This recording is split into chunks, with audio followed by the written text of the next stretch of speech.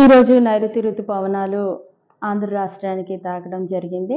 గత 2 రోజుల నుంచి కూడాను తేలికపాటి వర్షాలు ఆంధ్ర రాష్ట్రంలో నమోదవుతున్నాయి.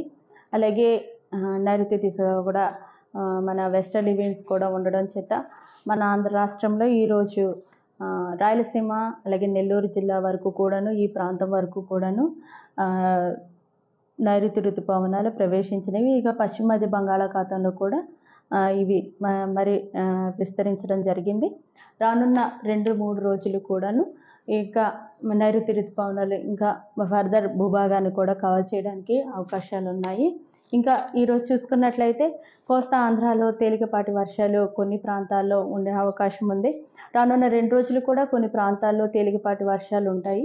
ఆ తర్వాత థర్డ్ డే నుంచి కూడాను తేలిక నుంచి మోస్తరు వర్షాలు పలు ప్రాంతాల్లో ఉంటూ 1 లేదా 2 చోట్ల కూడా మోస్తరు నుంచి భారీ వర్షం వరకు నమోదయ్యే అవకాశం ఉంది.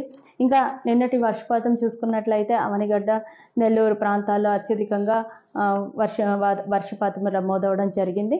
ఇంకా రాయలసీమ జిల్లాలో కూడాను ఒక భారీ వర్షం కూడా నమోదవడం జరిగింది. ఇంకా రానున్న 2 రోజులు కూడాను ఈ వర్షపాతం అనేది కొనసాగే అవకాశం ఉంది. 5 రోజుల్లో కూడాను కంటిన్యూస్ వర్షపాతం అనేది ఉండి మరికొంత భాగం భూభాగాన్ని కూడా ఈ నైరుతి ఋతుపవనాలు ప్రవేశించే అవకాశం అయితే కనబడుతుంది.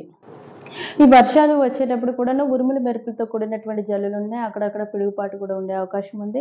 ఎక్కడైతే ఈ యొక్క వర్షపాతం ఉండదో అక్కడ కొంచెం ఉక్కపోత వాతావరణం అనేది ఉంటుంది. ఎందుకంటే ఈ యొక్క నైరుతి ఋతుపవనాల్లో హ్యూమిడిటీ అనేది ఎక్కువ ఉండడం చేత చాలా ప్రాంతాల్లో ఉక్కపోత వాతావరణం కూడా ఎండ వేళల్లో ఉంటుంది. బట్ సాయంత్రానికల్లా అక్కడక్కడ క్లౌడ్ డెవలప్ అయ్యి మనకి ఉరుములు మెరుపులతో కూడినటువంటి జల్లులు కూడా ఉంటాయి. పిడుగుపాటు కూడా అక్కడక్కడ ఉండే అవకాశం ఉంది కనుక ప్రజలైతే అప్రమత్తంగా ఉండాలి.